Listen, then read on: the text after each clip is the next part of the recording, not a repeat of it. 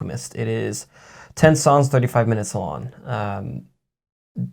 Is just over a drop. Yeah, but it's like because it's that I was gonna ask if should this be qualified as an album? The reason I qualify this as an album is it has more songs than I think a drop should. Yes. Yeah. And it's 35 minutes, which usually a drop is under 30. I can see a 35-minute drop, but if it's usually like seven, it's like 30. 6 or 7 songs. Yeah. This is definitely the gray zone. Yeah, exactly. But I would consider this to be largely a full-fledged album. It's a project, and like many of these, it makes a good use of the amount of time it has. Freddie Gibbs is coming off of a pretty hot year of doing these like I rap, you produce kind of collabs. Bandana came out last year. I think was one of the best rap albums of the last year and from the last decade. And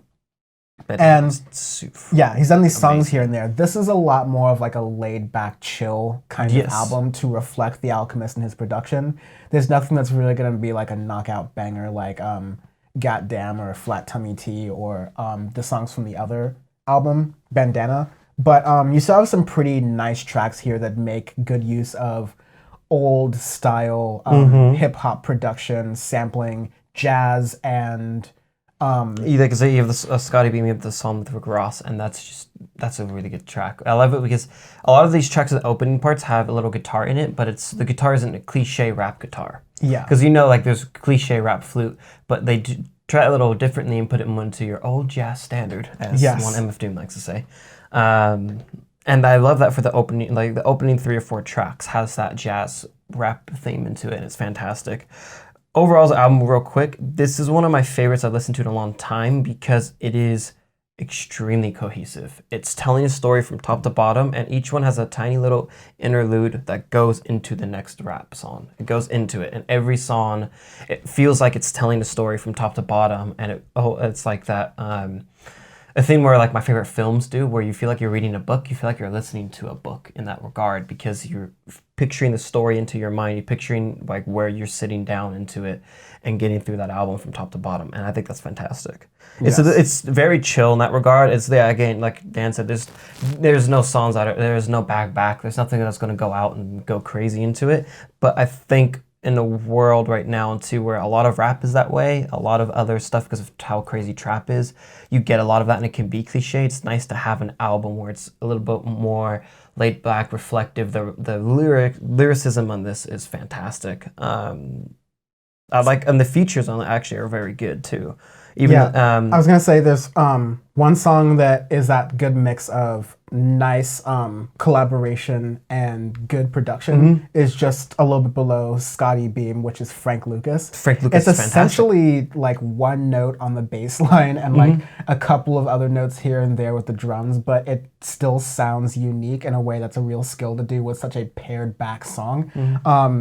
It's really good. The song Something to Rap About is basically like Freddie Gibbs and Tyler, the Creator, both talking about their come-ups in rap music, a very tried and true trope in rap music. It's interesting to have, usually it's 2 contemporaries doing it together. Freddie Gibbs and Tyler, the Creator from totally different generations. Very different and had very different roots to where they are. But they're both kind of talking about the same thing, which is like turning and turning oneself and one's interests into like a lifestyle, a thing that people can grab onto. So like it was a pretty like nice song in that it exists as it exists right there. Yeah. But yeah, it just doesn't.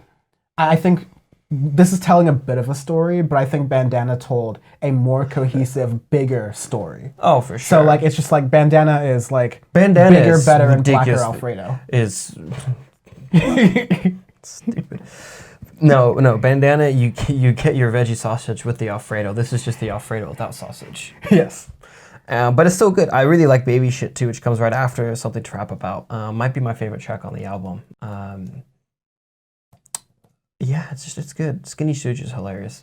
Skinny Suge, yeah. Yeah, it's pretty funny. All Glass also comes out with like a lot of hot takes against a lot of different celebrities and musicians and artists and things like that. It's nothing like Daytona, Pusha T. So hold your horses there. No one's coming out guns blazing. And no one's saying, "Hey Drake, you got a kid, pay your child support." No one's going that hard. But it's good. It's so far. for this year for rap albums is one of my favorites for sure, because I was getting disheartened again because of the amount of trap I've had to listen to the past month, and I'm like, oh god, it's why. But there's still good rap albums. Guess which 2 people didn't have to listen to a Lil Yachty album this week? Is there a Lil Boat fourth? Wait, there's Lil Yachty? Yes. Please put Lil Boat part 2. We avoided doing that this week because he did Lil Boat 3. Holy shit, 19 songs, 53 minutes long. I'm gonna listen to part of it at some point just because I want to nominate it for something. I already know this because Lil Yachty released my least most favorite song ever, which is Minnesota, because the music video is him just trapping out on a Zamboni in the middle of an ice rink, and it is the most stupid shit ever, and it's a horrible song, and it's completely out of tune. Bringing the ghetto to the ring. Bringing the ghetto here, y'all. But the fact that the entire song is out of tune is the best part. Probably on purpose too. It is. So Lil Boat 3, I'm definitely gonna listen to that travesty of an album. Arbitrary scale. Yes, on Ludistores. The Alfredo. This is you rob an Italian joint. You go up, you fuck up, you think it's a liquor store, but it ends up being a restaurant, and you're just like, well, what do I take you? And you just take some stools, and you run away. Yeah, it's like not like a nice Italian joint, not quite an Olive Garden, but it's like your hometown. They really like the one in Culver City we went to a long time ago, like just like a random kind of Italian joint where it's like hidden, but you think it looks like something else, so you break into it, and you're like, it's small. Shit. It's small enough to be a smoke shop, but like they throw down with the mozzarella. Yeah, you know, they definitely have mob ties, and they got hella money in the back if you look closely. Yes. Otherwise, very good album.